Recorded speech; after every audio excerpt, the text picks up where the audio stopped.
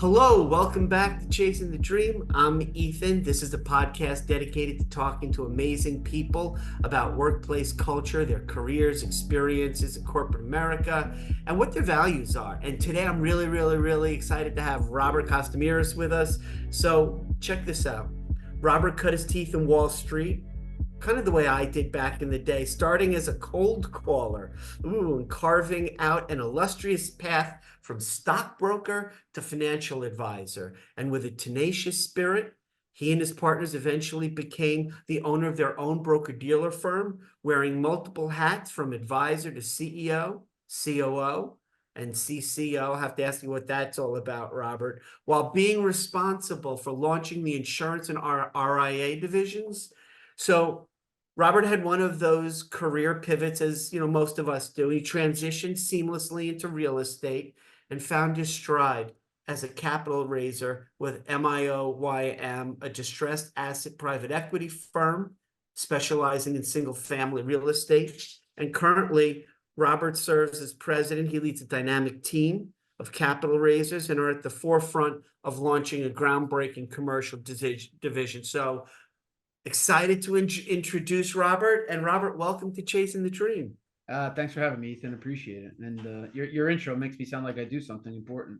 Well, you know, don't we all? And that's kind of where I wanted to jump on, because you and I, when we were talking about shared background, getting a start in Wall Street, although I supported those folks in marketing and sales roles, but what early on in your career kind of formed your value construct and your opinions about work and organizations? Because I really think our audience needs to hear this. It, so it didn't happen in Wall Street. I'll tell you that much. It happened a lot sooner. I already had my work ethic. I didn't realize it at the time though, but I started working when I was 13 on Friday nights, bussing table at a local restaurant, which by the way, I didn't know, but it was somehow some major restaurant that was in town that apparently I was bussing tables at, and I did not realize it. What do we really know when we're 13? Yeah. And I think it's watching my parents were divorced, watching my father work. My mother, she put herself through school again when she was in her 40s, and then just kept working her butt off. Was coming home 7 o'clock at night. My brother and I would have to make dinner for ourselves and things of that nature. We were what they call latchkey kids, Yeah. coming home, letting ourselves in if we were home from practice or whatever it was, and just watching my parents do their thing through life and not complaining about it.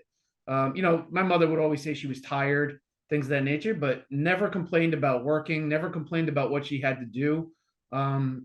Always doing what she had to do and just coming home. I guess that's where I got it from.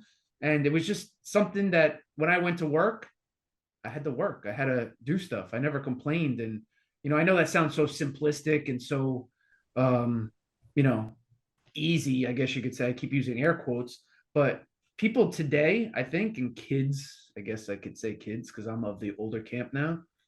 You don't really see that because when it gets 4 or 5 o'clock or whenever their time comes, they're packing up and they're out the door real fast as opposed to finishing what they have to do. And I don't know if that's attributed to being able to work from home, work on the bus or train or wherever they're coming from, or if it's just, my time's up, I'm going home. I never had that mentality. Yeah, I mean, so obviously you see examples in your home with your parents and the sharing of that value about work ethic.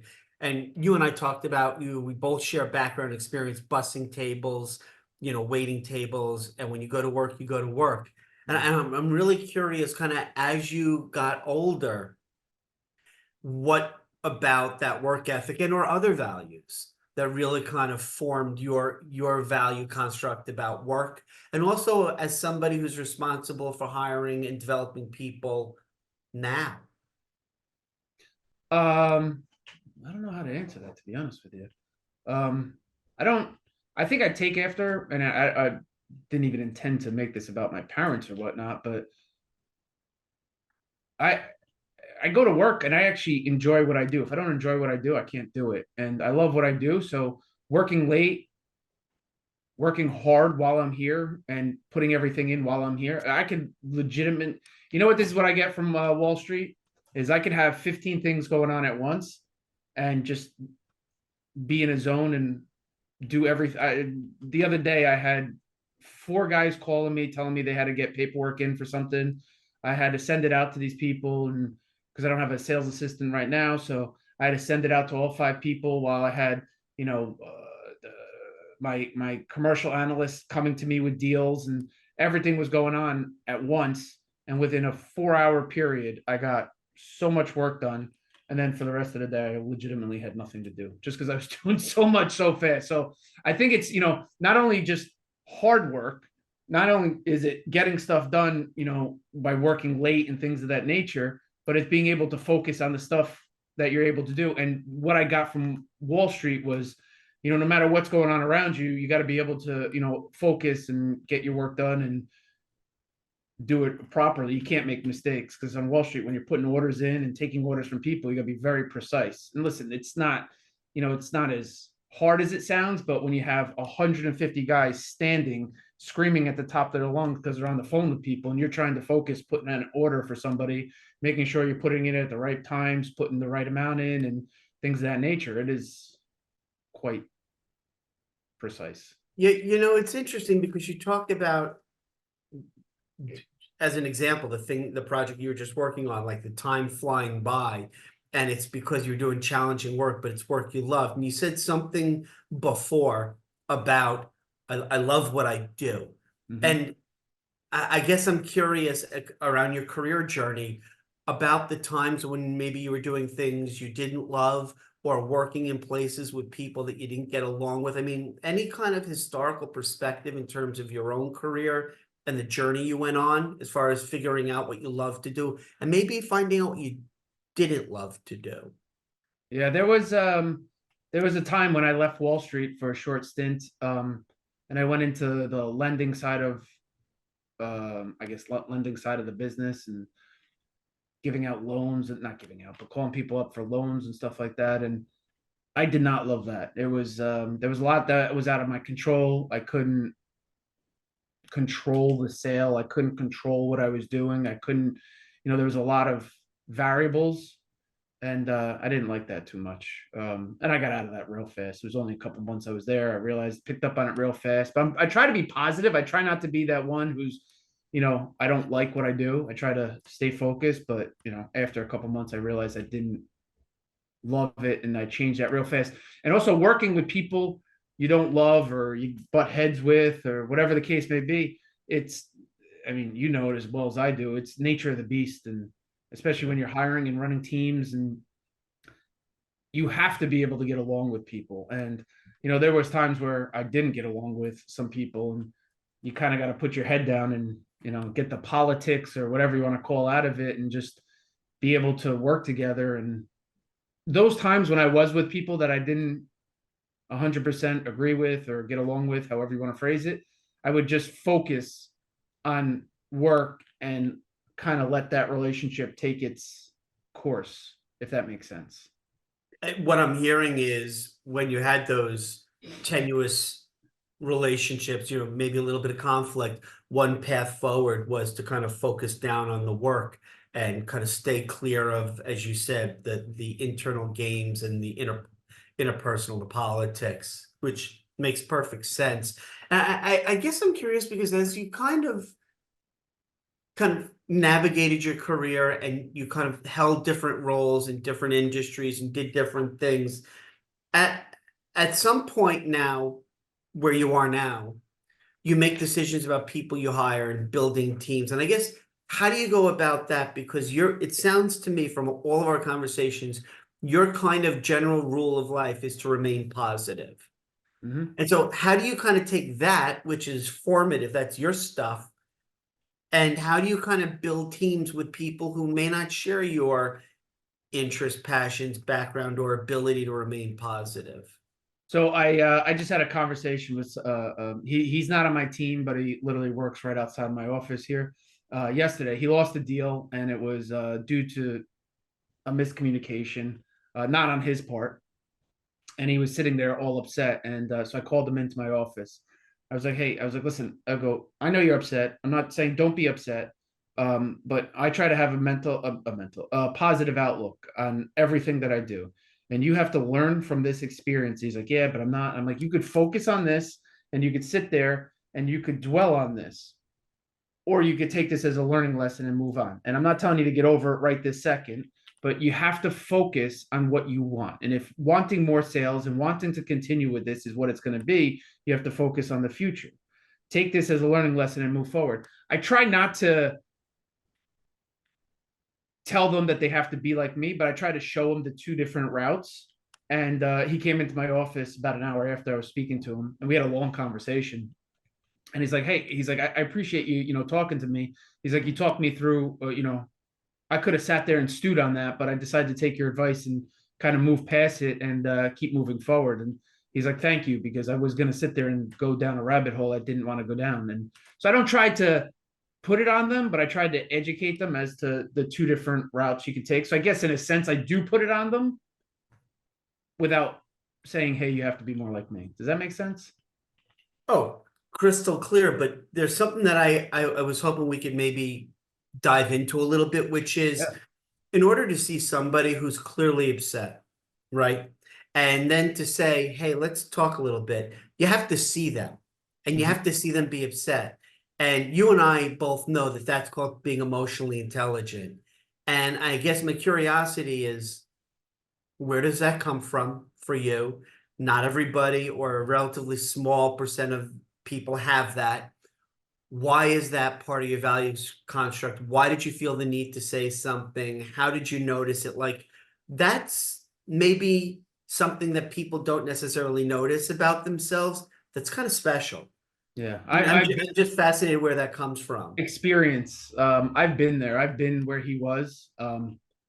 I still get there to this day. A couple weeks ago, I had an incident where something came up and dynamic shifted, and I couldn't continue down a certain path I was going down, and I had to change it. And I made a bigger deal about it in my head. And then once I flipped that switch, I was just like, oh, okay, it doesn't have to be this bad. And then everything ended up working out anyway. And Yeah, but see, that's my question is, what's the language I that you it use for those it comments?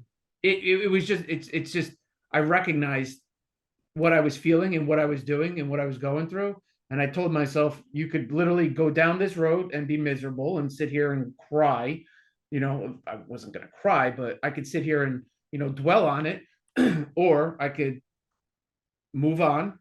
I could figure out how to fix it and move on. And I did. And lo and behold, just by fixing it and moving on, nothing changed. Legitimately, nothing. There was no problem. There was no nothing, I guess you could say. But It see, just, that's again, you're just kind of, it sounds to me like you're just kind of saying, oh, well, that's just the way I am. And I sat down and had the conversation. Those are the first two steps of being emotionally intelligent, is to be aware of how you're doing, to have those conversations with yourself, and then to be able to say, okay, I own that. I know how I'm feeling, but hold on, let me kind of tweak the narrative on that, or self-manage your regulate your way through it. And I'm curious if that's something that just is always come to you, maybe from an earlier no, it age, or didn't. It didn't. I was the guy who would sit there and dwell on it. I was the guy that would sit there, or kid. I shouldn't even say guy. I was a kid, and it was even into my 20s. And when I got onto Wall Street, when I would lose a sale or whatever, I would dwell on it. And my ride home on the train, I would sit there and think about it. And it was there's a book. It's called Mind Power by John Kehoe, and Mhm. it's kind of like The Secret. Have you ever read or watched the movie The Secret? Mhm.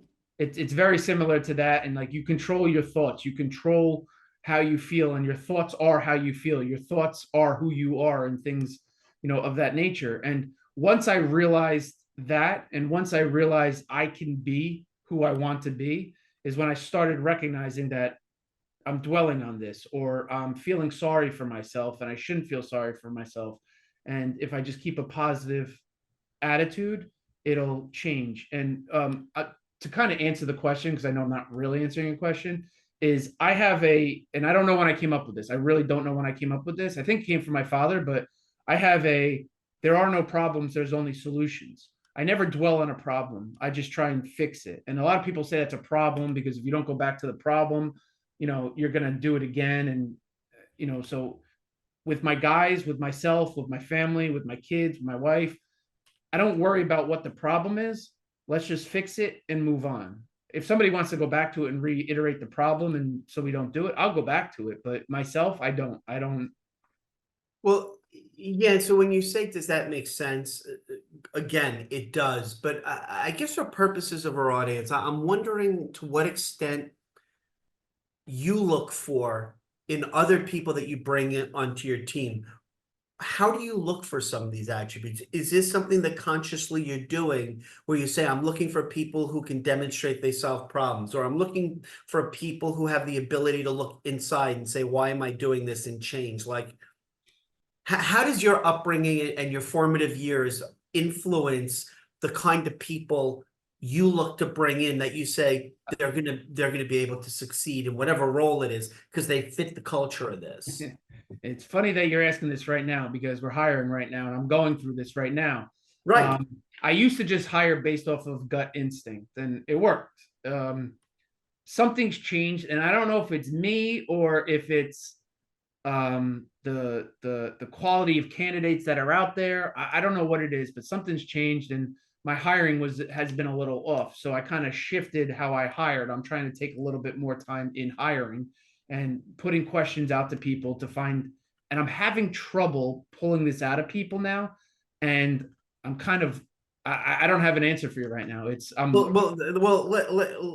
kind of do this for benefit of other people who may not kind of see the internal conversations you've been having as you shifted your mindset.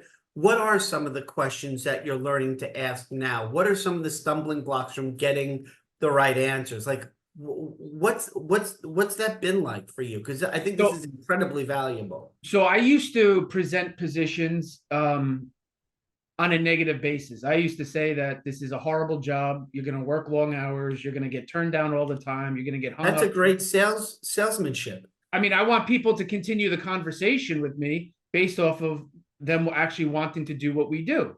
And it was working for a while, and then it wasn't working. So now I stopped doing that, and I think that might have been it. And now I started doing it again.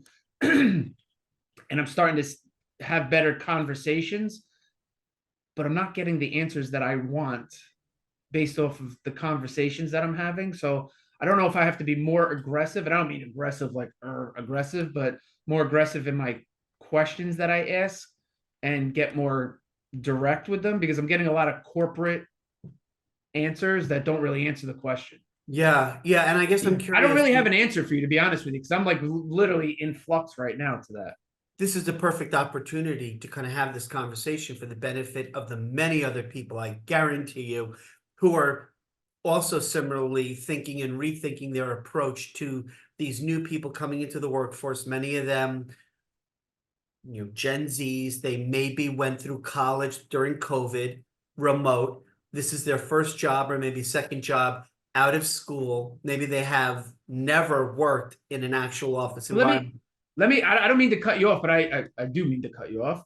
So you just said something about Gen Z, and from my understanding, Gen Z is the kids coming out of high school or college, like the people born between 96 and 2010. Oh, it's that wide. Okay. So yeah, what I'm finding, that's a wide category, as are millennials. Yeah. So what I'm finding is, and I'm not picking on any generation or anything, but the millennials. Please don't. No, I'm not. I'm really not. I'm speaking, I guess, from my experiences. So if people think I'm picking on them, I apologize, but I'm not. I've learned that millennials, they're very cerebral. Millennials are Gen Z. They're not the same. No, I know. What I'm saying is, I think what messed me up in my hiring was the millennials. I didn't adapt to their way of working or for what they did. So I'm taking ownership in that. Okay. They're very cerebral, and they know what they want. They go after it. They don't want to get married to it I'm going off of all generalities. So don't any one person pick up on what I'm saying. I'm not picking on anybody, but they have certain requirements for what they want out of life. What I'm seeing for the younger generation coming into, my firm is that they're willing to work harder. They're willing to work for more production based, meaning like off of commissions. They're willing to stay that extra hour. They're willing to go that extra mile. They're willing to do what I was always willing to do, and they don't complain. And now I'm not saying one is better than the other, but I relate more to the younger kids that are coming in today as I did to the millennials. And that was all based off of because I didn't shift my mentality to adapt to somebody else. I was trying to get them to adapt to my way of thinking. So this is really interesting to me because it shows that kind of like that transition in your mindset in terms of an older group of workforce folks, millennials born between 80 and 96. So a little bit more seasoned. And you're saying that you felt just as kind of like from a value, behavior, work ethic standpoint, connecting with Gen Zs who seem to get, in my world, they get slammed repeatedly by the older generation. So my question is, you talk about they're willing to do work. You talked about their desire, maybe because they came of age during, COVID academically in college, maybe because the Gen Zs in 2007 and 8 saw what happened to their parents and grandparents losing their homes, Maybe, their yeah, jobs. maybe. So how do you leverage this new group of less seasoned professionals coming in to interview with you, where you say, however you vet them to determine if they have not only the skills and background, but the right personality, background, attributes, work ethic we had? How do you vet them, knowing that they're a different dynamic? They vet themselves. I don't have to vet them. It's something in the way they speak. I'll give you a perfect example. I had two kids for the commercial analyst position. One gentleman came in. This kid was one of the best kids I've had working with us. Younger 20s. I don't want to say 23, 24 years old. And he was awesome. He pulls me outside and he's like, "Hey, this isn't working out. I'm actually going to go look for another job." He goes, "I'll give you all the time that you need." He goes, "As long as it's within like 2 or 3 weeks, whatever." And this was a great conversation I had with him. And I said, "Okay, great. Can you give me a little bit to digest this?" He's like, "Sure." So I pulled him outside again. I was like, "Hey," at the time I was in a small office with other people. So I was like, "Hey, while you're looking for another job, you could take calls from here. You could do Zooms from here. Can you continue what you're doing?" And he's like, "I can't." He's like, I'm telling you, this was a very good conversation, although it sounds somewhat confrontational. It was not at all. And so I was like, "Okay, I appreciate that." And then at the end of the day, he was leaving and he's like, "I want to thank you for telling me exactly what you needed and not getting mad at me when I told you." I was like, "I don't want to stifle anybody." Turns out he refers his friend who now works for us. And the two of them have the exact same work mentality and ability. It's just that the original gentleman needed more of a structure, where we want somebody who wants to take the position and create it for themselves and make it own the position themselves.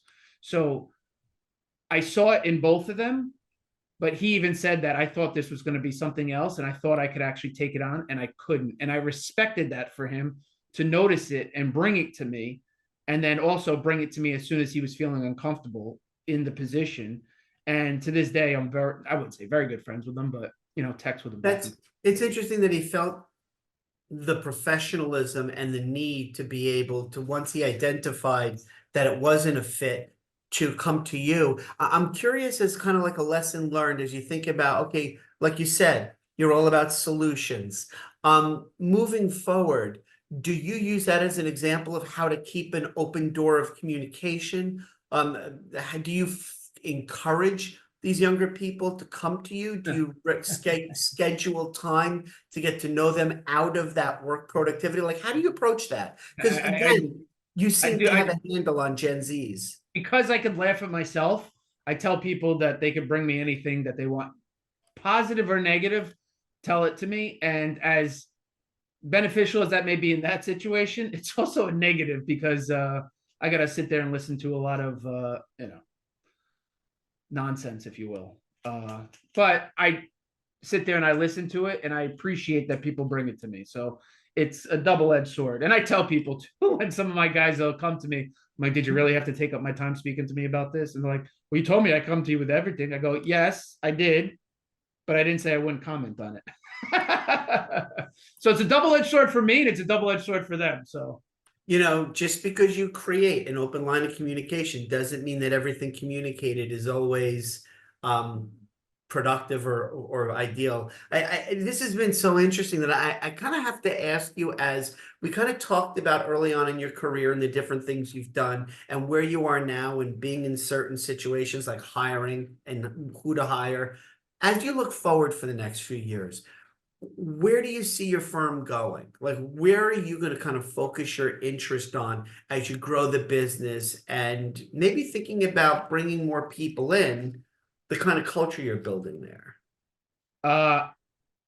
We want it to be much bigger than what we currently are. I don't know what that definition of bigger means. But we are a private equity firm, so obviously it means more equity and more assets. We do real estate. So, and then with that going in hand is hiring more people, having more people around us. So just like the gentleman who's outside my door, he doesn't work on my team, but we work closely together. So I tried to, I'm not going to go out and send out a memo to the whole firm and say, hey, I have an open door policy, come and talk to me. But I show them just by, having that ability to sit down with somebody and speak to them.